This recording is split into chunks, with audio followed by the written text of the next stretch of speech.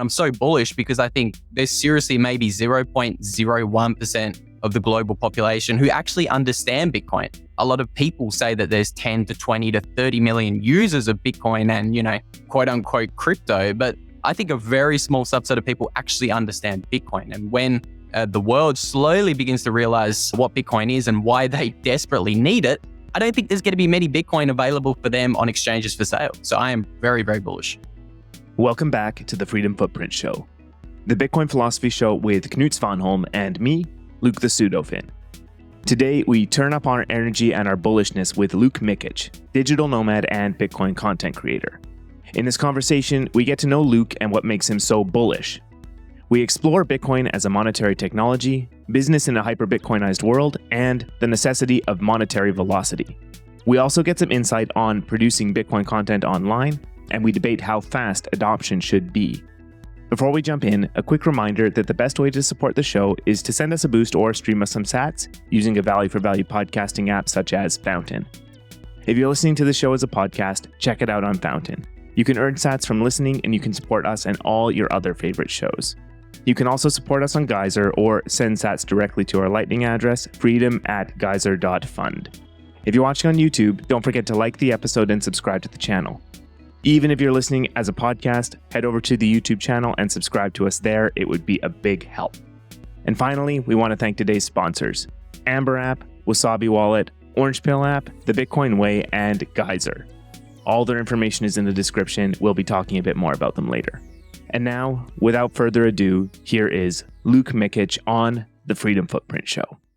Luke, welcome to the Freedom Footprint Show. Thanks for joining us. Thank you so much for having me, lads. I'm pretty excited for this. No, great to hear. This is a dashing Luke Jr. as opposed to a Luke Dash Jr. It's another Luke, and it's Luke Mikic. Live from where in the world exactly? I'm in Brazil right now, and I'm pretty open with my surroundings. I hope nobody tries a $5 wrench attack on me. I'm in Florianopolis, Brazil right now, if anyone does want to try. All right. And how long have you been in Brazil? The girlfriend and I did Rio for a month. We did Sao Paulo for a month, and now we're in Florianopolis for another month. Florianopolis. Sounds like Antonopolis. Sounds Greek. It does a little bit. It does. Funny enough, it's a little bit like its namesake, Antonopolis. There's lots of Bitcoiners down here. It's a great little part of Brazil. Polis is city in Greek, right? Acropolis, all this. Yeah, there you go. Mm-hmm. And you're one of the people in the world who are actually more bullish than I am, aren't you? Or are we in a race? Let's do it. A friendly competition. I reckon we can get pretty bullish today. Yeah, we were having a small chat about who the most bullish Luke is, and it's probably you. Have you had broils on yet? We had broils on like half a year ago or something, right? Maybe even earlier like than that. that. No, yeah. When he was first kind of out in the scene and all this, and around the same time you were coming on our radar too. And one thing just hasn't led to another quite soon enough. So super glad to have you here, first of all. And can you give us the TLDR on your story and your Bitcoin story and why you're more bullish than Luke Broyles? Okay, I'll try to keep it as short as I can. Bitcoin came across my radar when I was 19. At the time, I was at university studying a double major in maths and chemistry. I went down the rabbit hole pretty hard in 3 weeks, listened to just about every episode and interview that Max Kaiser and Andreas Antonopoulos ever recorded. I learned enough about Bitcoin in 3 weeks to come to the conclusion that I was not going to go back to university. So I took a gap year. I started my own personal training business with the sole goal just to free up more time to learn about Bitcoin. That was 2017. And since then, I've just been talking shit about Bitcoin full-time online for the past 3 to 4 years. It took me a couple of years to wade through the sea of shitcoins there in 2018 and 2019. I learned my lessons, and now I'm just trying to tell everybody about the Bitcoin gospel, because I do believe it's probably the biggest technological revolution we have ever discovered as a civilization. I think it's bigger than fire. I think it's bigger than the wheel. I think it's bigger than the internet. So that is potentially why I could be more bullish than my namesake, Luke Broyles. It could just be our youth. We are both in our 20s. We're both pretty young and crazy, but I'm pretty bullish myself, and I'm pretty excited to explore that rabbit hole with you lads today. I've just graduated from my 20s, so yeah, I guess that's why I'm not nearly as bullish as you guys. Sorry, Knut, go ahead. Yeah, I'm just curious. Is this radar of yours still in your possession, or did you sell it for sats? I sold everything for sats. You can see I'm standing. There's no chairs behind me, lads. Everything's sold for sats. There's even a hole in the wall there. Exactly. Have a look at it. Well, you sold your TV as well as your radar, I guess. It's all gone. Good to hear. I mean, there's not much use for a radar on dry land anyway. A good thing you picked up Bitcoin, though. Yeah, so give us a bit more depth on why you're so bullish about Bitcoin. Like, what makes you see this in a way that other people don't? I know some people do, which this equation on my T-shirt may allude to, my stance on bullishness. But what does Bitcoin mean to you, and why do you love it so much? Don't even know where to begin. I think just the fact that we've discovered digital scarcity, I think that's going to be an enormous mind F. Excuse my French. I don't want to get you guys kicked off YouTube, but I think when people come to realize that there's only 21 million Bitcoin ever available for sale, I think you're going to see potentially the biggest supply squeeze in financial market history. I don't even think it's going to be close to any sort of a competition, but there's going to become a day in the future where every single person on planet Earth is trying to buy Bitcoin. And today there's only 2 million Bitcoin sitting on exchanges. So I think a large majority of that 21 million supply is not going to move for the next 100 years. It's going to flow into the hands of people like Michael Saylor, who in his own words, if we believe Michael Saylor, I know some people don't, but I personally do. If you believe Michael Saylor, he's not going to sell his coins for 100 years. There's, Michael Saylor sitting on 150,000 coins. There's 2 million. He's going to die with them. At least that's what he alluded to on our show here, Luke, right? Too many Lukes. Please elaborate. Yeah. This is going to get confusing if you just say Luke, Knut. You're Luke. Our guest, Luke. You're Luke for today. I can be something else. I've got You other can be nicknames. Finn. Other people have called you Finn. Because it's PseudoFinn. Yes. Can I call you Danger? Because I know that's your middle name. Yes, Danger is my middle name. Thank you. Yeah, good. You could call me Crazy Hair Luke. That might be a little bit easier. Yeah, okay. So Michael Saylor was on the show and he said something that he has alluded to in other shows as well. What he said was like the most altruistic thing a person can do is die with their Bitcoins in their heads. Because then you take them off market forever and you increase the scarcity of the thing. So you help everyone on Earth. Instead of giving them to a select few people, you give them to everyone, or you give the value of the scarcity to everyone. So what are your thoughts when you hear that? I feel like there's going to be a growing cohort of people who see Bitcoin the same way. I think all three of us on this call are probably going to do something similar. I know the small amount of coins that I sit on won't be moving for many, many decades. They'll be passed on to my future generations. I don't even have kids yet. I don't even have a wife yet. Sorry, honey. She's in the lounge room. She can hear me say that. There will be a ring coming one day. But I mean, like, I'm not moving my Bitcoin for a long time. And I think the 10 or 20 or 30,000 psychopaths on Twitter probably feel about Bitcoin the same way. And I'm so bullish because I think there's seriously maybe 0.01% of the global population who actually understand Bitcoin. A lot of people say that there's 10 to 20 to 30 million users of Bitcoin and, quote unquote crypto. But I think a very small subset of people actually understand Bitcoin. And when the world slowly begins to realize what Bitcoin is and why they desperately need it, I don't think there's going to be many Bitcoin available for them on exchanges for sale. So I am very, very bullish. No, I totally agree. Everyone underestimates this upcoming SAT squeeze. That's what Adam Back told us, that according to him and his interpretation of Glassnode data, there's a million addresses with around one coin in them that they think are DCAers that have accumulated, that had the target of one coin. And like only of like 2 million can do that, maybe. But then it gets tricky because there just aren't enough coins. And the people who already have one coin, many of them are going to want another coin. And also, if people do the altruistic move and die with the coins, I mean, we idiots here, we're the first generation of Bitcoiners. And we're going to squander them away in droves. Like there's not going to be much left for future generations. So whatever's left is good. It's still going to be divisible. but especially on the Lightning Network and such, like to infinitesimal parts. But they're going to be so scarce. So just the same demand as now over a long enough time period, it also leads to that Heinz ketchup bottle effect, like gradually then suddenly. Is that the way you see it too? Yeah, I think something in Bitcoin fundamentally changed 3 years ago. Like for the first time in Bitcoin's life, coins actually started leaving exchanges in March of 2020. Like for the first 10 years, that amount of Bitcoin sitting on exchanges only grew. So it went from 0 to like 3 million. Today, we're sitting at around 2 million-ish coins sitting on exchanges. So in the past 3 years, you've literally just watched 1 million coins disappear off exchanges. We don't know where they're going. All we know from that on-chain data you mentioned there, Knut, is it's going to wallets who don't have a history of selling their Bitcoin. So I think like that supply squeeze, that ketchup bottle, some sort of a squeeze that is coming, I think it's going to come pretty soon. Like if you extrapolate forwards the past 3 years of data, you got no Bitcoin sitting on exchanges in around 2028, 2029.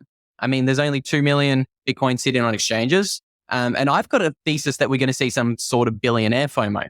So Michael Saylor's got 150,000 coins. And right now there's only enough Bitcoin sitting on exchanges for like 10 or 11 or maybe 12 Michael Saylors to also accumulate 150,000 coins that he holds between himself and his MicroStrategy corporate entity. So you got enough Bitcoin for 12 Michael Saylors. And there's like, what is there? Is there 50,000 public companies and something like 3,000 to 4,000 billionaires all potentially fighting over 2,000 Bitcoin left on exchanges? Yeah, this reminds me of a video we made a couple of years back about the S-curve adoption of new technologies, where you have this catch-up effect, and then there's a saturation at the other end of the S, where it levels out. So like the TV or the smartphone or the internet, they all had S-shaped adoption curves, and it went very quickly for a short period. And then when basically everyone on Earth is on board and has a smartphone, then it levels out again. And that is probably the case for Bitcoin as well.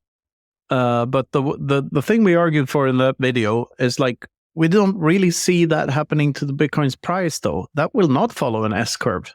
It would just continue to go up. And I've been thinking this over so many times, and it's kind of hard to wrap your head around, because like there's something to be said for in a hyper-Bitcoinized world where the only thing that is used as a medium of exchange between people at all is Bitcoin.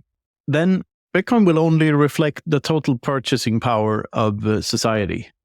And that's expected to go up by 5 to 15% per year. So it still appreciate by 5 to 15%.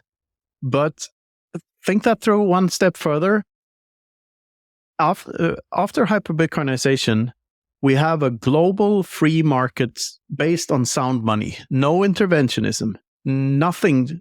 And you add to that AIs and stuff, like it's just unstoppable what the human race can do with that power. Like, I don't think 15% growth is a given, just because that's the case now when we measure bullshit metrics like BNP, GDP and stuff. BNP is the Swedish abbreviation, but it's GDP, which includes medication and stuff. So the actual advancement of civilization will accelerate, obviously, because the market is more well-oiled. Very much like I view the current fiat paradigm global market as a dog on 3 legs at best, because there's interventionism everywhere and therefore resource misallocation everywhere. What are your views on that? Will Bitcoin have an only up point where there's only upwards after that point and it cannot ever go down again? Like, how do you see that? Yeah, I think I wrote an article on this topic in 2021 saying, look, Bitcoin's a monetary technology. If we think it's a technology that's going to go mainstream, it should follow this kind of S-curve adoption path. And I remember specifically quoting that video that you guys made over on Ione Appelberg's YouTube channel, because it influenced my thinking a lot. And I think you guys actually said, no, Bitcoin is not an S-curve. An S-curve assumes that your adoption is actually going to level off at some stage. But as you kind of alluded to, Bitcoin's a monetary J-curve. It's going up forever, because Bitcoin is the savings account of the world. If the world continues to become more and more productive into the future, where are those continued productivity gains going to be stored? they're not going to be stored in some speculative tech stock like they are today. They're going to be stored in the world's dominant store of value, which is money. It's going to be stored in Bitcoin, and Bitcoin is going to go up forever. So I think the biggest meme in Bitcoin today in 2023 is this idea of diminishing returns theory. Lots of people have drawn these cute little models over the past 12 years and they've said, oh, look, Bitcoin's giving diminishing returns every 4-year bull market. And I think all of these stupid models like that are going to be absolutely wrecked to the upside when even a small percentage of people begin to realize what Bitcoin is, because Bitcoin is, like Michael Saylor and Samson Mow have said, it's going up forever, Laura. It really is. And people just they can't grasp that. They think it's just another tech stock, just another gold 2.0. It's digital gold. It's just another asset. I like how CK frames this. CK Snarks, he says, that's actually the least likely outcome, that Bitcoin just becomes digital gold. And I see it the same way. I think Bitcoin's an all or nothing binary bet, the same way CK does. And I think it's either becomes the dominant store of value for the world, or it fails and it goes to zero. So I think it's really an all or nothing kind of bet here. Yeah, that's so fascinating to think about, because Bitcoin is deflationary, especially in the long run. Like, there's no way around that, especially as we start losing sats. Because after 2140, it's absolutely deflationary, because more sats will be lost than found. Already, it's like 92% of the supply or something that have already been found, right? So most of the coins are already out there. And the remaining million, it's going to be mined over more than 100 years, which is so weird to think about. And the Keynesian argument is that deflation is bad because you don't get the velocity of money, because people will spend less and they see every transaction as creating value, which I think is flawed, because that doesn't take into account that people in that type of environment, in an inflationary environment, they will prioritize quantity over quality. So what Bitcoin does is it reverses that completely. I always like to say that it's the one divided by clown world. It's the literal inverse of the clown world over consumerist bullshit world, we're politicized everywhere thing we're living in now. So what that means is that everyone on earth will know the preciousness of their Bitcoins, and therefore they will be very careful with spending them. But envisioning what a hyper-Bitcoinized world actually looks like is so weird, because everyone's stack will need to diminish over time. Very few people will actually be able to have black numbers on their balance sheets. Everyone's stack will go down over time. Still, their purchasing power can still go up, since the value of the coins go up, or the value of everything else than the coins go up. So I imagine a world where you can start a company, which, by the way, in the future is nothing but a Telegram group or something. You don't really need all these other structures that are around companies, legal structures and, government imposed stuff. You just need a bunch of people who talk to one another to start a business. And I even see a scenario when people start businesses not to make more Bitcoins, but to make their stacks diminish a little slower. It's like the derivative of the gain curve and not the gains themselves. So there's so much to explore there. Have you given a lot of thought to a post-hyper-Bitcoinization scenario, what that actually means? Yeah, I think it's going to, like you say, I think it's going to be the antithesis of clown world. Everything's going to look so much different. Today, everybody's gorging on debt. There's like $400 trillion of debt around the world. On a Bitcoin standard, I see that shrinking by 90%. Like, it's just going to be really difficult to take out debt in a form of money that's appreciating at such a rapid rate. Even if we're ultra conservative, and let's say Bitcoin's only appreciating at, say, like 5 or 10% per year. Well, if you take out debt, you're going to have to outpace that appreciation of Bitcoin. You need to start a business that right out the bat is appreciating at faster than 5 or 10% per year. And that's very difficult. How long has it taken Tesla to become profitable? I don't think they're even profitable. I think they rely only on government handouts and government subsidies. So some of the most successful and biggest companies around the world today only have the market cap that they do because they've been able to feast on this debt. They've been extraordinarily wasteful. They've been pursuing ideas that simply aren't profitable and the free market doesn't really, want. They don't desire the products they're making, like Budweiser, for example. all of the ridiculous marketing that they're doing around the world is completely uneconomic. They can only do it because there's a money printer they can cozy up to and get endless debt. So I think there's going to be like a debt is probably the biggest thing that's potentially going to flip on a Bitcoin standard. And that's going to change everybody's time preference. You're going to have to change the way you think about money, and you're going to have to change the way you think about how you allocate your money and your savings on a Bitcoin standard. Yeah, Budweiser might not be gay, but it's still like making love in a canoe. Like it's fucking close to water. Yeah. Yeah. So I'd like to explain another one of my current thoughts around what Bitcoin is. Maybe you've heard it before, that when you really think deep and hard about what owning a Bitcoin means or possessing a Bitcoin means, it's nothing but keeping a secret. It's either the location of a Bitcoin private key or the actual private key itself, but it doesn't really matter. If you've hidden it properly, the secret is the Bitcoin. Like whoever has that secret in their brains has the Bitcoins, and only brains can keep secrets. So in effect, that means that we are our Bitcoins. Everyone in Bitcoin is their Bitcoins. And also, if you think about miners and nodes, the computers used in mining and in just running a Bitcoin node, each and every computer is just a fancy abacus that helps us with calculation. So the ASIC is not the miner, it's the guy owning the ASIC and deciding to run the software. And the node is not the Raspberry Pi, it's the guy who owns the Raspberry Pi and runs Umbra or Bitcoin Core. So every participant in Bitcoin is those Bitcoins. And to me, this is one of the more philosophical rabbit holes to fall into in this, because that means we run this mathematical experiment in the back of our heads, and somehow it unlocks a way for us to not only transact, but to interact with one another in ways that weren't possible to explore pre-Bitcoin. So humanity gets into a whole new level, and us three, for instance, we're all incentivized to help one another because we're Bitcoiners, and we know if we help other Bitcoiners succeed with whatever their endeavor is, we help Bitcoin succeed because we help other Bitcoiners.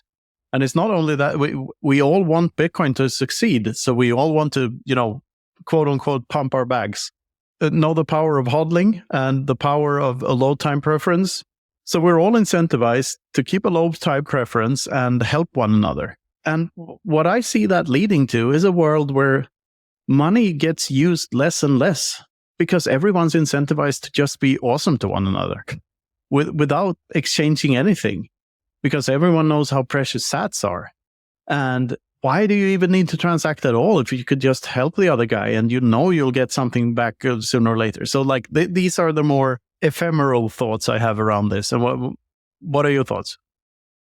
I think it's a really interesting rabbit hole to explore. It's something I haven't given a whole bunch of thought, but I think it's like Bitcoin takes money back to some of its earliest roots. Like money has always been a ledger, and back in the early days when we were like hunters and gatherers, just slowly discovering what money was, it was a lot more like that. It was a lot more communal. It was more like a reputation-based small community where you do a favor for someone else and they repay you and do a favor back to you. And so I think Bitcoin's going to completely flip how we think about money. That's something I've never thought about, how that's going to kind of decrease the transactions because we're just going to want to do favors for each other. That's a really interesting rabbit hole that I personally need to think about a little bit more. But like you say, when you are your Bitcoin, that changes not only how you interact with some peers in your society and your community around you, but it also changes like the logic of violence. Like gone are the days that you can just storm into someone's home, kill them and take all their wealth, whether it's stored in gold, fiat,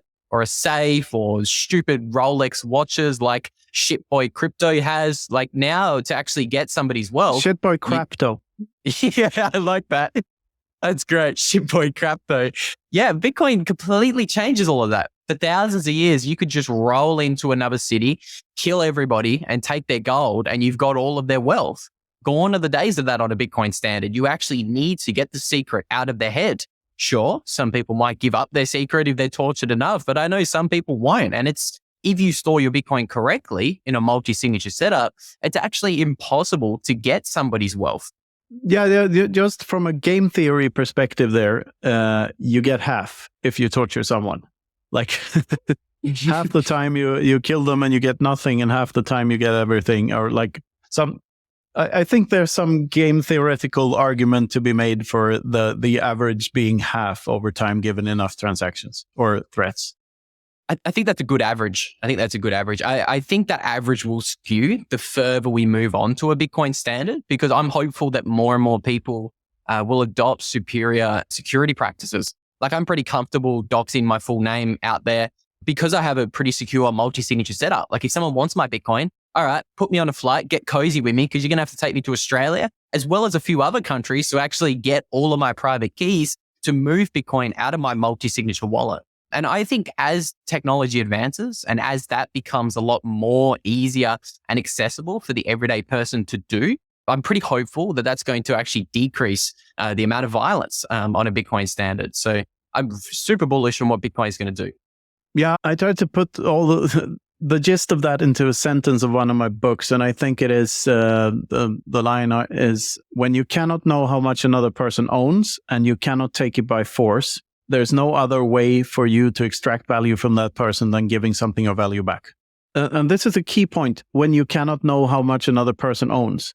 Because right now, it is true that it's impossible for anyone on earth to know how much Bitcoins anyone else actually owns. You may be able to do some chain anal stuff and find out a part of that person's Bitcoin stack, but you cannot prove that you don't own a Bitcoin. Like, since it's just keeping a secret, there's no way of knowing how many other people know that secret, or if a person knows more than one secret. There's no way of knowing, which, like you say, alters the Schelling point of violence. Violence is not as profitable as it used to be, and it will never go back. It will only be less and less profitable over time. That's how I see the world. That's how I think the Bitcoin standard's going to change things. I think it's going to take time, like you say, over time. I can see a pretty turbulent path that we may take towards a Bitcoin standard that I think a lot of people might not be prepared for. That's personally why I'm never going to be living in a G7 Western nation state for the next few years until the turbulence kind of blows over. I won't be returning back to the open air prison of Australia, because I can see potentially a scenario unfolding for public figures like ourselves where the government comes pretty hard at us. Again, it's only a hypothetical scenario. There's lots of possibilities. Nobody knows how the future is going to play out. But again, I do agree with you there, Knut. I think over time, violence is going to decrease on a Bitcoin standard. Yeah, so there are a lot of people that argue for a slow transition into a Bitcoin standard because of this turbulence that might arise. But I think there's a case to be made for a really, really rapid Bitcoin adoption phase, since all it does is remove violence from the equation. The thing that people leave out of that is that they're being violated against right now. People are stealing their stuff. They are being threatened. There's a threat of violence to each and everyone's head. If you're paying taxes, well, you can argue for and against taxes, I guess, on some level. I think that you can deductively reason yourself to that taxes are always a net negative. But especially with inflation, it's hard to argue for inflation in any shape or form once you realize that it's just theft and it's just counterfeiting and it's nothing but that. But that's what Bitcoin removes. So to me, removing violence and adopting Bitcoin are literally two sides of the same coin. They're the exact same phenomenon. Yeah, and I'm a fan of that thesis, Knut. I think if you rip the Band-Aid off, I'm actually one of the people who agree with you. And I actually think it probably is going to be better if we transition to Bitcoin really rapidly and really quickly. For years there, I used to say, look, I think Bitcoin's going to be adopted really rapidly and really quickly, but I don't want it to happen like that because it's going to be very turbulent, could be very messy, could be very violent. But maybe in the past 12 months, I've shifted my thinking a little bit surrounding that and kind of come to the conclusion after listening to your thoughts for a while, it does make a little bit more sense. Well, why don't we just rip the Band-Aid off and transition to a world where it's far harder to lie to people and it's far harder to steal someone's wealth? Makes a lot of sense. Okay, we have some big news. We have a new lead sponsor, Amber App. They're the number one exchange in the Southern Hemisphere. They're rated for the best customer service around, and their global launch is coming. But the reason we're partnering with Amber App is because of the people. If you haven't listened to our episode with Izzy, CEO of Amber App, you really should go check it out. You'll see why it made perfect sense to partner with Izzy and Amber App. That's all I'll say for now. You really have to check it out for yourself. They have loads of great features coming that we're excited to share with you when the time comes. But for now, just check out the episode, check out their website, amber.app. You can see for yourself why we're thrilled to bring Amber App on as our lead sponsor and partner. So go check it out. Next up, Wasabi Wallet, the privacy by default, open source, non-custodial Bitcoin wallet with CoinJoin built in. It's the easy to use, comprehensive, affordable way to make your coins private. And the best part is they've been making huge improvements to the app. They're really focusing on the user experience, adding advanced features for power users. They just keep getting better. You send your coins to your Wasabi wallet and they get combined with loads of other coins using the Wabi-Sabi protocol, so they're private on the other end. Your tracks are covered, so you can work on expanding your freedom footprint without worrying about your privacy. So check out wasabiwallet.io and download Wasabi today. Luke, do you have anything on your mind? I see you're thinking something there. Yeah, well, I mean, this has been a whole good vein, and I think I'd like to tie this into. Danger. Thanks, Knut. I'd like to pull this into a little bit of what you're doing in the Bitcoin scene community. You have your YouTube channel, and what are you trying to do with that? What are you trying to accomplish to advance Bitcoin? Yes, I personally have a couple of different YouTube channels that I make videos for. I've got a personal one, but then I also make videos for CoinBeast. So we have a YouTube channel called Money Matters, and we just make Bitcoin only education. And I also kind of train other Bitcoiners and other Bitcoin YouTubers to how to kind of hack virality in their content. So I also kind of help YouTubers grow their audience so that they can orange pill more people, because that's my mission at the end of the day. Orange pill more people. And I think if we are going to actually reach some sort of hyperbitcoinization, we actually sadly do need to interact with these platforms that can be censored, because that's simply where all the normies are. We can shout all we want on Twitter, but it's pretty simple. Most of my normie friends aren't on Twitter.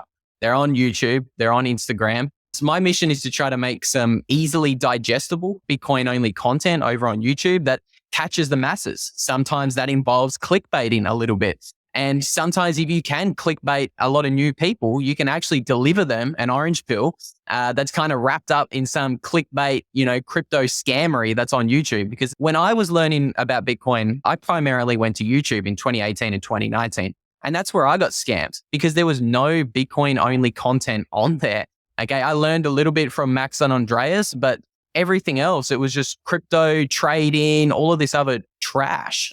So that's my mission, just trying to orange pill the world. And I think what I am doing right now is probably the closest thing to doing the most that I can. I've nearly published my first book, and I'm focusing pretty heavily on YouTube and helping other people master YouTube.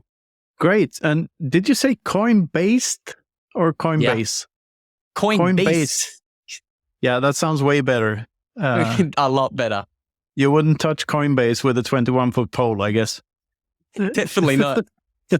It's funny, all of my editing software can never pick up my strong accent. So a lot of the times when I say CoinBeast, the little caption is Coinbase. It's a struggle. So what does Coinbase do? Is there a TLDR? This is the problem, isn't it? I think you're saying beast as in like a bear. There you go. Like, CoinBeast. All right.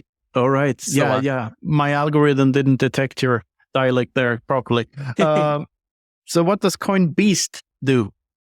So we're a Bitcoin only educational company, and we connect new people to Bitcoin pros. So if someone wants to set up a sophisticated mining operation, we connect them with a video call with people like Adam O, Denver Bitcoin. If somebody wants to take self-custody of their Bitcoin, we connect them to a Bitcoin pro who's going to help them custody their Bitcoin and get their Bitcoin off exchanges. We do that, and we also spread Bitcoin-only educational content on Twitter and on YouTube. So if someone comes and asks for dad jokes and philosophy rants, where do you send them? We should send them to you, Knut. We need to hook you up as a really? Bitcoin pro. We should. Yeah, dad jokes as a service. Knut thinks that other people also enjoy the things that he finds funny, and that's pretty good. Yeah, that's funny to me. Yeah. And that's why I'm here. I'm here for the dad jokes. Perfect. All right. I have a joke about construction, but it isn't done yet. I mean, it's still working. There you go. Yeah. You got me. Well. So can you tell us a little bit more about the whole reaching out to more people thing? We're kind of in the business of deepening conviction. We've been talking about this a little bit lately, that the Freedom Footprint Show isn't exactly the best thing for a new person to come find. We're a little on the toxic side. I saw you were avoiding swearing earlier as well. Are these things that turn people off on YouTube, or that YouTube deprioritizes? Like, does that actually stop us from growing, even though we're kind of finding our niche in the toxic Bitcoin maxi community? I'm not 100% sure. I've seen some big YouTubers claim that using the F-bomb multiple times, it's going to affect your monetization, but it shouldn't actually affect your virality. This is like something you see a lot of people repeat. A lot of people say, I'm shadow banned on YouTube. I'm shadow banned on YouTube, because they think that, the algorithm's squashing them. And it's just the fact they make shit content. Yeah, you're not very popular. That's the case. You're not shadow banned. You're boring. Yeah, I was one of them. I used to think my channel was shadow banned when I started it, but the fact was I just made shit titles, shit thumbnails, and I needed to get better with what I said. So I think I prefer to play it safe on some of my channels. On my personal channel, I let it fly, and I've dropped many F-bombs in a video, and it does well. So I don't think F-bombs affects you unless you monetizing your YouTube channel. Yeah, me and Luke, we talk about this all the time, what we're actually trying to achieve with this thing and what we're trying to do. And for the most part, why we started it, and that's still the core, is just that we want to have conversations with other Bitcoiners, because we love having conversations with other Bitcoiners. It's our favorite thing to do in the world. But also, what kind of audience are we doing this for? And who are our listeners? It's kind of hard to get a grasp of those things. And YouTube is like a computer game in a sense. There are different levers to pull and there are different things to try. But I think at the core of our idea of this is to get quality listeners rather than quantity listeners. We like to align with the Bitcoin ethos and prioritize quality over quantity. That's like the main goal.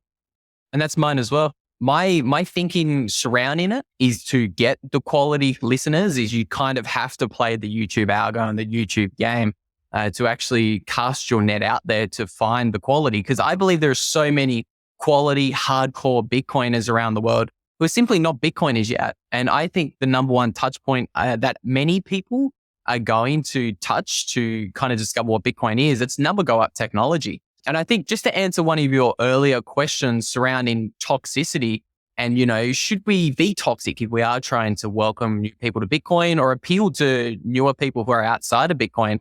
I actually roll with yes. I think it's actually a good thing to be toxic, be more real. Don't worry about the swear bombs because I think people, they're so sick of this nice corporate lie that they're used to from the government. They're looking for alternative viewpoints surrounding the world. So I think if you're real and you're authentic on YouTube, I think people are going to relate to you a lot more. That's how I go about it. And that's kind of how I tell my clients they should also go about it. Don't worry about being very corporate and very nice because people are sick of it. This is so true. That some wise man said, I don't remember who, but someone said, honesty is the currency of the future. That struck a chord with me because yes, Bitcoin is honesty. That's exactly what it is. But there's more to it. That's one of the superpowers that Bitcoin gives you, not only in a philosophical sense or a meta sense, but once you know that you're set for, if you get above a certain threshold and your coins are stored properly and they're uncensorable and that you'll have them forever and so on and so forth. That allows you to be yourself to a much larger extent. So honesty is the currency of the future. There are so many layers to that. And I think that's the people watching YouTube shows or listening to pods, they appreciate honesty above everything else, because like, why would you listen to anything that markets itself as interesting when it's not actually interesting? Because if it's not honest, it's not interesting by default. It can be interesting to see what others think about stuff, but still, honesty is the only way forward. And there's nothing easier in the world than dropping all of your previous fiat masks that you were wearing and just be yourself and try to be the best version of yourself possible. And if you fail, good for you. You learned something. That's what we strive for anyway, to try to do here. Learning new things is fun. Once you allow yourself to admit that I don't know anything about this, but I'm going to give it a try and see where it goes. That's the best thing ever. I love that. Honesty is the future. I think that's very poetic. And I think that's, one of the reasons why Bitcoin is the fastest growing technological invention in history. It's one of the fastest, it's growing faster than the internet was. And that's because people are sick of this fiat world where they've been lied to for the past 100 years. Society has been lied to about the educational system, the healthcare system, the medical system, and first and foremost, the monetary system. People are sick of all of it. And you're slowly watching, the beginning of what some people call this, great awakening. I'm not fully on board with a lot of the things that crowd says, but they're onto something. Like the world is slowly gravitating towards truth. And I love that. What did you say? The future is truth and Bitcoin is the truth. Yeah, well, honesty is the currency of the future and Bitcoin is honesty. I think that's what I said. There's so much there. I mean, we've been lied to sort of implies that there's a liar. And I think that most people are just confused. Most people in these institutions, most politicians, of course, some of them are deliberately lying about stuff, obviously. But most of the people on the wrong side of the fence, so to speak, are just ignorant about certain topics, and therefore they push the current narrative forward, and they aren't able to zoom out of the era in which they live, and they think that these are modern times, these are how things are, and this is how things are going to work. And they don't see themselves on this historical spectrum and don't realize that every single generation in human history thought that this is now, because it was now. It's always now. And that now is always changing. It's not static at all. It's dynamic. So the interesting thing is where we're going, what direction we're going in. And I think honesty is the best path forward, of course. And that if people in government knew about praxeology, for instance, they wouldn't be in government. They would be in the private sector.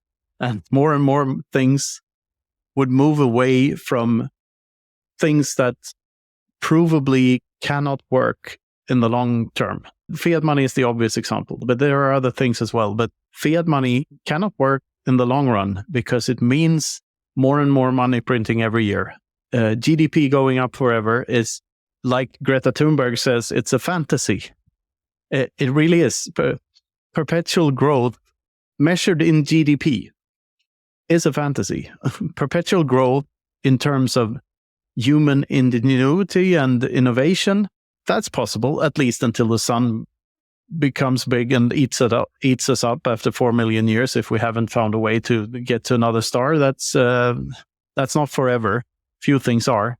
But yeah, I don't really know where I'm going with this, but I think there's a connection to honesty and something here. I think the system itself turns people into liars rather than there being a deliberate conspiracy going on anywhere.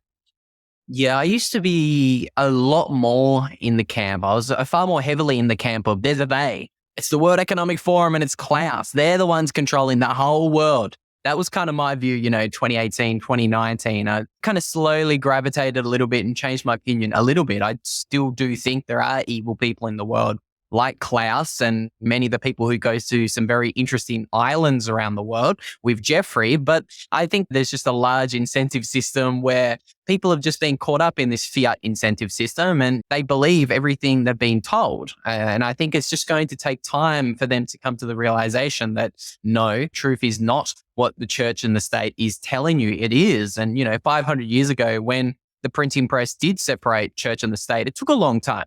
Like it took decades for the truth to finally get out there. And I think it still might take a little bit of time in today's internet age. But I think, with the internet democratizing information and Bitcoin democratizing and decentralizing money, I think it could happen very rapidly that people do jump out of this fiat incentive system that they've come to live by and believe in their whole life. So I'm pretty interested in how things could unfold in the coming years. Yeah, not to say there's no evil people. Of course, there are evil people. And the thing is that the systems we've built up, they attract evil people. If you're evil and if you're willing to do whatever to get into positions of power, you probably will end up in a position of power. And that's how skewed, how bad the systems are built up. So it is the rich men north of Richmond that are maybe not causing the mess, but making the mess worse every day. Exactly. Yeah, that's how I see the world. And what a man, Oliver Anthony. He certainly captured the cultural zeitgeist with that song recently. Yeah. And some Bitcoiners were, Tour, for instance, was one of the first ones on the ball there. And he really saw the genius of that song. And I remember I saw it like a day after it was released. A day after that, I sent him an email, invited him to this show. But we had no chance at getting him on at that point. Maybe Oliver, if you hear this, we'd love to have you on our show and talk music because he got so viral. So everyone tried to reach out to him, of course. Yeah, I think that song got tens of millions of views. Absolutely ridiculous, but it kind of shows the way of the times. It shows you what society is feeling. We see all of these viral TikTok videos recently where you have soccer mums in Canada and America literally crying on camera saying they can't afford things. And slowly you're having songs from Oliver Anthony start to actually correctly diagnose the root problem. It's fiat money. It's these rich cabal of elites who can, change the rules of the monetary system whenever they want and print new monetary units. That's the reason that cost of living is getting ridiculously high. It's just we don't quite have those people correctly identifying the solution yet. We have some people. We have people like Jordan Peterson warming up to Bitcoin and slowly beginning to talk about it. We also have other viral people around the world like Joe Rogan begin to mention Bitcoin a little bit more. So I think we're really on the tipping point of society saying, okay, this is the problem. There's something wrong with the money. And I think we're not far away from people actually correctly diagnosing the solution. And it is Bitcoin. It's so simple, 21 million. Exactly. Yeah. Joe Rogan, I think he might have been the guy who said honesty is the currency of the future, or it's someone talking about Rogan, because I think he captured that. That's why he became so big, because he was honest. He had honest conversations and people wanted that. There's also other people around the world, like Russell Brand, for example, another one who's just, I believe, is speaking the truth and just speaking about things openly. And he's getting attacked left, right, and center. He's got millions of subscribers on YouTube.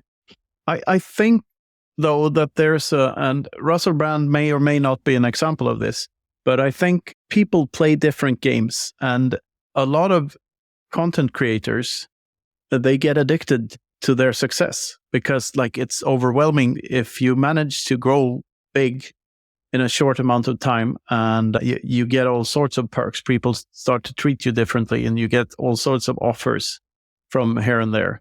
So in a way, this race for likes and retweets and subscribers and stuff, it becomes an incentive structure that may not have honesty as its biggest driving force for a lot of these YouTubers, because they value the power that comes with being recognized so high. This is a thing that may or may not happen, but when Bitcoin 10x's, which it does at some point, we 10x too, at least, in all probability. So all the Bitcoiners will be 10 times as more recognized. And that comes with upsides and downsides. If you have 100,000 followers, statistics can tell you how big a percentage of those followers are psychopaths. There's upsides and downsides to that. And I think as public Bitcoiners, we need to be prepared for what a big Heinz ketchup moment would do to us, and especially to our psyches and to our egos, and not let that get to our heads. Bitcoin changes you more than you can change it, as the saying goes. And it's mostly a change for the better, but attention changes you too. And that might not always be a change for the better. Do you have any thoughts around that? I have many different thoughts. The first one, obviously, being like you're seeing this on YouTube. Like if I record a video tomorrow saying Bitcoin's going to $100 million and here's why, that's going to get, 10,000 views. But if I do a video tomorrow saying, this is why the Lightning Network is a revolution, it's probably going to get 500 views. It's going to get 20 times less views. And it is very difficult to try to balance the kind of content that you are making purely as a content creator with the fiat incentives that we do have in front of us at the moment. And it's very difficult to try to use a little bit of curiosity and clickbait in our titles, but also deliver that Bitcoin message alongside the ridiculous clickbait that's going to get all the views. I think that's something that a lot of Bitcoin companies can certainly take advantage of more. But when you're kind of talking about the incentives and how it changes you personally, I think you've kind of got two diametrically opposing social media platforms battling it out right now. You have X or Twitter, and you have Nostr. And like you say, Knut, I think the incentives have been very skewed on Twitter right now. People being able to monetize their accounts. And for a laugh, I go and listen to some of these, large spaces where they're teaching people how to monetize their accounts. And all of these big guys with millions of followers, they're saying, yeah, it's really easy. You just need to comment in the replies of all of my Twitter posts. And if you pay me money and you subscribe to me, I'm going to reply to you so you get lots of engagement and you reach your 5 million impressions in 3 months. And that's just incentivizing trash. That's incentivizing people just becoming a reply guy, just replying trash in the comments of their favorite person. Whereas like on Nostr, provide value. There's nobody who controls Nostr who can pay you out for trashy comments and weak flaccid engagement that's not actually real. You provide value. If someone likes your shit, they're going to zap you for it over the Lightning Network. Yeah. We've had some debates about Nostr, and we're not entirely convinced that it won't run into the same problems as the old incentive structures, because attention is still valuable to content creators, and people will crave attention. That's why people want to be celebrities. There's a difference between wanting to be a celebrity and wanting to be recognized, for sure. Of course, you want your work to be appreciated by others, but some people just want the attention for attention's sake. And that's a different game. And there are no real easy solutions to that. But when I hear that about the Twitter spaces just talked about, it reminds me of The Wolf of Wall Street and the last scene where sell me this pen, and this obvious asshole still gets a ton of people still want to be like him, because he scammed a lot of people and he was a total dick, but they want to know how to be a total dick because he made a lot of money. But we, for our show, we talk about stuff like this a lot, and danger here, and we would never seriously interview a shitcoiner and apologize for what they do, or if we ever have a shitcoiner on, it will be ruthless. So the thing is, the price for everything else is your integrity, and your reputation is always on the line. And the way I see it, you can only sell your soul once. If you take the bag of shitcoins and run away, and if you do something dodgy, that dodgy move was probably costlier to you in a strict praxeological sense than the money you got for it. So you won't see me doing ads for some shampoo anytime soon, even if I do 10x. I don't know what the correct analogy is here, but money has the power to change people's incentives. So I think honest money is a prerequisite for everything else in the honesty business. Yeah, 100%. It's very difficult to say no to, large paychecks from these shitcoin companies. I've been approached by a few of them, and they've offered me pretty significant amounts of money to grow their YouTube channel or grow their Twitter. And I'm the same. I find myself in the same boat as you, Knut. There's no amount of money that, is going to be put in front of me that's going to help me help a scammer or help me help a corrupt shitcoiner, because I just think it's, like you say, it's going to kill your integrity so bad. And I just don't believe morally the message they're putting out there. But I'm interested. Give me the bear case on Nostr. Not the bear case, but maybe how the incentive system may not be all we hope it may be. Full disclaimer, I don't know enough about Nostr yet to have a really informed opinion on this, but the things I know about Nostr is that there is no mention of Satoshis in the actual protocol. So, and the word decentralization is being thrown around a lot. And I always suspect things that throw around the word decentralization because to me, decentralization in Bitcoin is an unfortunate means to a greater end, which is sound money, like censorship resistance, all of that stuff. So decentralization, it would be way easier if it could be decentralized and someone could be trusted. Then we would only need one Excel sheet and not this entire distributed ledger system. So the only reason we need decentralization in Bitcoin is to allow for all the other awesome stuff that it does. I don't really see that in Nostr. The Nostr is still going to be through relays, and there will be premium relays where you pay for a service and everything. But that's sort of the same monetization structure that is going on in the other big things. I don't really see this not taking the same path as every other internet. I know it's a protocol, so but if you look at SMTP, for instance, and email providers, they have sort of centralized.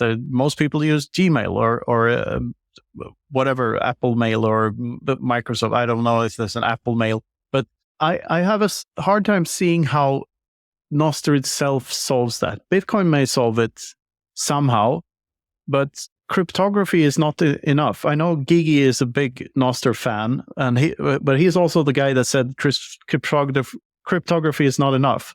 And your identity on Nostr is a cryptographic public key and a private key, right? So what if you fire up 1 million accounts or 1 million key pairs and you send a bunch of sats from 999,999 of those accounts to the millionth account? Then most of the algorithms on the relays will put your Nostr post high up in people's feed because there's no way of verifying that the key pairs are actually not the same person. So you run into all these bot problems and everything that are already in all the other social networks. And I'm not saying I don't buy it completely because I'm still eager to learn more about Nostr, but I have a hard time seeing why it's such a different thing. You know, influencers will still influence. They will still play the same game as they're playing now. They'll just be playing it for sats. If anything, that might even give them a bigger incentive to post stuff that attracts a lot of views and attracts a lot of attention, because that will lead directly to them receiving a lot of sats. Is it a solution or is it just amplifying the problem? I have mixed feelings about this. I don't know. I haven't made up my mind yet.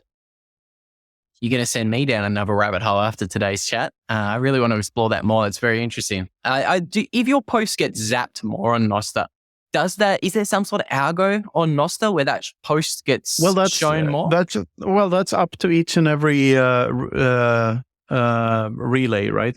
It's called a relay, right? I think it's more like the client can decide. Oh, client, yeah. Show. Yeah, but I mean, you can put settings in your client to say show more popular stuff, I think, but it's not really good. I've not had any experience other than that you just show things in descending order, basically. Yeah. So if you flip not your keys, not your coins, that means not your Bitcoins, not your information. You know what I mean? The only information that is actually yours is still Bitcoin. That's the only string of information that you can actually own.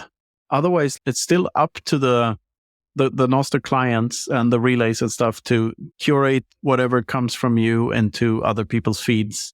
You don't have any say in that. So it doesn't really matter if you own your key pair or not. Like I think there ought to be a bigger debate about the pros and cons of Nostr, because it's sort of like oh, Jack Dorsey is on board and he put $50 million into it. It must be good because he's a monk now.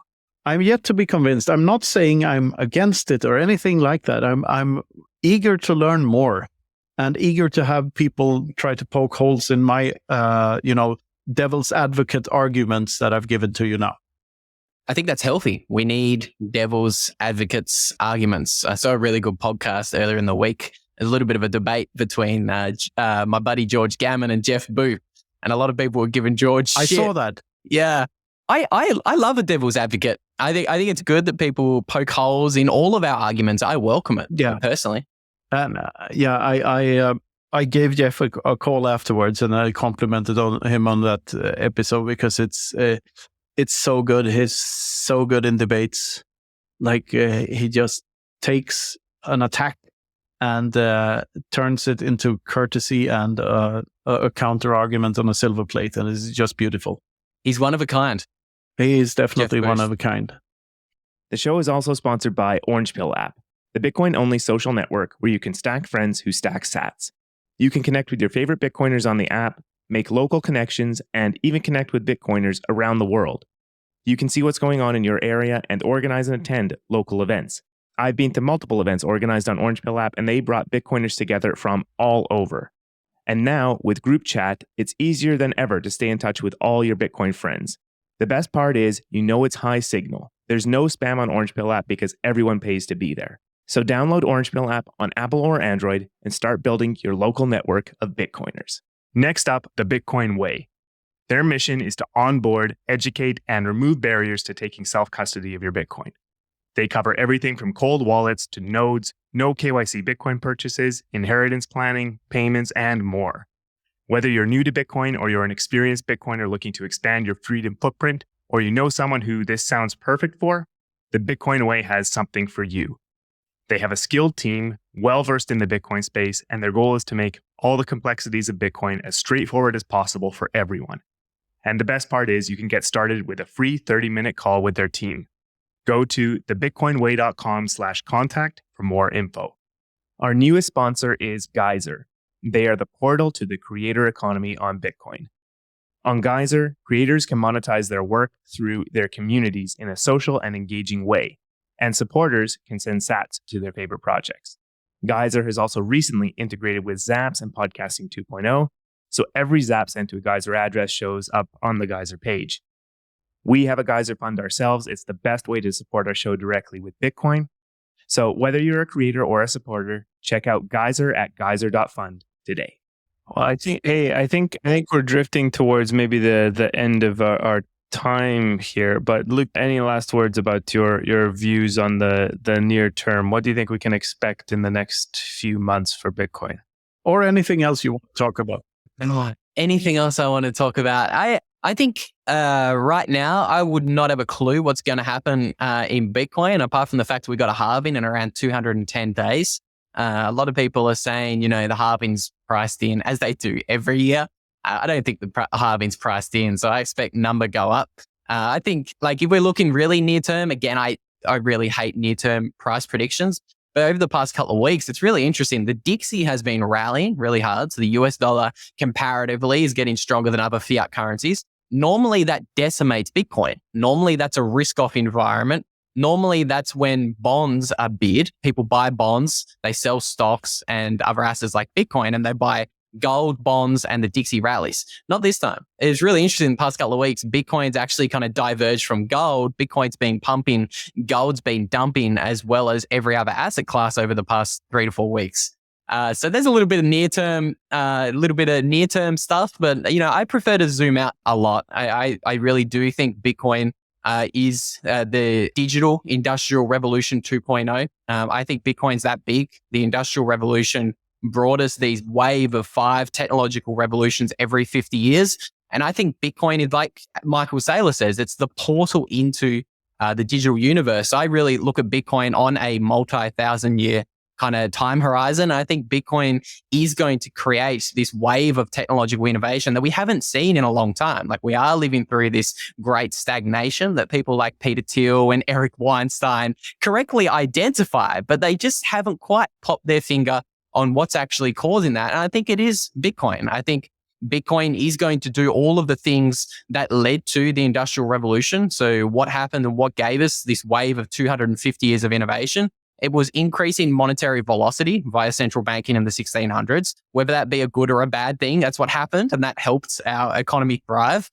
We saw the wave of capitalism, and through the Declaration of Independence and the French Revolution in the 1770s, we saw all of this property rights spring up. I don't think it's a coincidence that we saw this wave of, capitalism. Democracy is a shitcoin, but we saw more property rights in the 1770s, and that gave us all of this innovation. And we saw an enormous increase in the amount of energy we used in the 1600s when we found coal as an energy source. I think all of those key ingredients led to 250 years of prosperity that we have seen. And I think Bitcoin is going to do that for the digital age. It increases the amount of energy we use and it captures wasted energy, gives property rights to every single person around the world, irrespective of where they are or whether they are unbanked, like the 2 billion-ish people who are unbanked around the world. And Bitcoin increases monetary velocity. So I, again, always like to zoom out. I look at Bitcoin on that kind of... How does it increase monetary velocity? Well, right now we have all of this friction, swapping fiat currency to fiat currency. And we also have... But it's devil's advocate argument for that, because it's deflationary. And until everything divided by 21 million, nothing is priced in correctly. And when that happens, when people realize that I'm not selling this ever, because it's so fucking good, at least more and more people will trend towards that. Then this is awesome. I want to spend it all. It doesn't matter. The people will spend money, use money less and less. That's the argument I was trying to make before. If I try to come up with an example, it would be if 10 really, really rich friends decide to have dinner every night. Each night, one of them will pick up the bill. So 10 transactions are made in total, if they're nice and wealthy, like all Bitcoiners will be in the future. So, and if 10 poor people decide to eat together every night, each one of them will buy their own pack of noodles because they can't afford to pick up the bill. So 100 transactions happen. This might be a bad analogy or whatever, but still, I do suspect that fewer transactions will happen over time in a deflationary environment. So the velocity of money is sort of, in my mind, that's sort of a Keynesian metric to begin with, and not something to necessarily strive for. Microtransactions is a very fiat-y thing in my mind. Like when you have to pay to go to the bathroom in the central station somewhere, and you have to have a coin to get your cart for the supermarket or whatever. Those are all very fiat inventions in my mind. And I see a Bitcoin standard where you pay for something maybe once a year, and then there's some sort of subscription model, because that's way, way easier for both the customer and the provider or whatever good a service it is. So I see velocity of money going down and not up. And now there's another thought nugget for you. I love thought nuggets. I think I agree with you in 100 years. I think in 100 years, there'll be less transactions. I think getting there, I'm not sure how that's going to unfold. I think I agree, though, monetary velocity is potentially not the best way to frame it. Maybe I should say global interconnectedness, a little bit less catchy. But I think central banking... Love it. Yeah, I think central banking gave the ability for more trade. It's a lot easier to send paper receipts to Europe than it is to ship a boatload of gold. And I think Bitcoin does that for the 1.7 billion people who are unbanked around the world. All of a sudden, they can send value to someone on the other side of the world, irrespective of them being in Venezuela or Africa. Yeah, I'm just trying to make the argument that it's great that it's easier. The Lightning Network is fantastic. It's absolutely awesome to be able to accept Lightning and to pay with Lightning wherever I'm at the Bitcoin conference. I love it.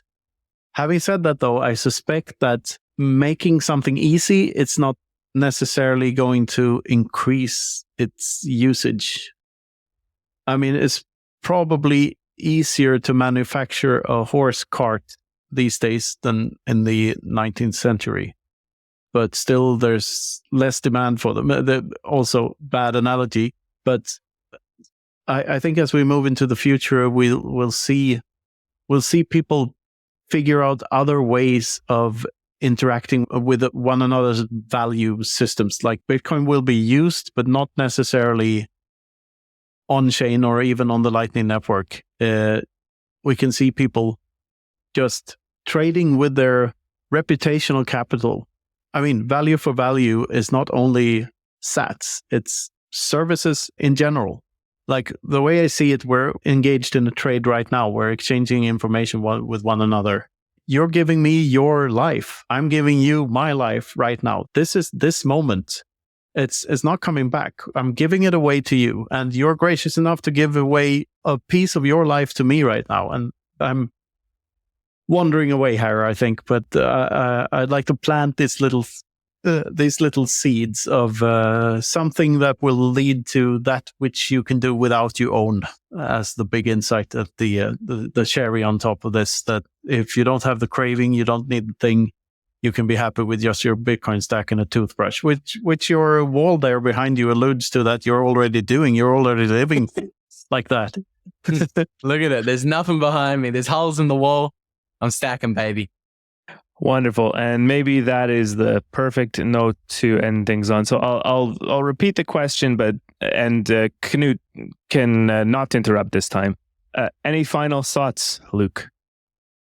I don't think I have any. I think we've covered so much today. My final thought would be, thank you so much for having me. I really appreciate it. And if there's anyone out there considering, if they're listening to this, so they made it this far into today's interview, they're a new Bitcoiner, reach out and just talk to more Bitcoiners. I think I was initially very scared to talk to Bitcoiners when I was a lot earlier in my Bitcoin rabbit hole journey. They scared me. They were toxic on Twitter back in 2019, but it was some of the best things I could have done. So if you're new, if you're learning about Bitcoin, reach out, talk to more Bitcoiners, spread the Bitcoin message. And thank you so much for having me, gentlemen. Wonderful. And where can everyone find you, by the way? So I will be shitposting on Twitter. I am making videos on the Money Matters YouTube channel, a couple of videos a week. Yeah, if you want to tell me their shit, or if you want to tell me you don't like me for any reason, send me your hate mail. I am open to it. You'll find me on Twitter. I'm everywhere. Well, Luke, we appreciate what you and what you do a lot, and I love this conversation, and I'd like to continue it, preferably in real life sometimes, or away from keyboard, as we say. Yeah, thank you very much for coming on our show, and good luck with everything you do. And just reach out if there's anything you want. Thank you. I really appreciate that. That means a lot coming from yourself, Knut. I've read 2 of your books, not 4. I think you have 4 now. I've read Infinity Divided by 21 Million and Sovereignty Through Mathematics. That's the other one I've read. So it means a lot coming from yourself. Thank you so much. Thank you. And hope you enjoy the other 2 books. I'll get there. Praxeology is the next one on my list. Yeah, I'd love to hear your thoughts on that afterwards. So make sure to send a DM or something. Anyway, thanks a lot. Thanks a lot, Luke. Thanks, Danger. Take care. So, what did you think of that episode with Luke? What was your favorite moment? Let us know. You can send us a boostergram on Fountain, leave us a comment on YouTube, or get in touch on Nostr or Twitter. If you're watching on YouTube, don't forget to like the episode and subscribe to the channel. Our show's sponsors are Amber App, Wasabi Wallet, Orange Pill App, The Bitcoin Way, and Geyser. Check out their details in the description. That's all for now. See you next time, and thanks for listening.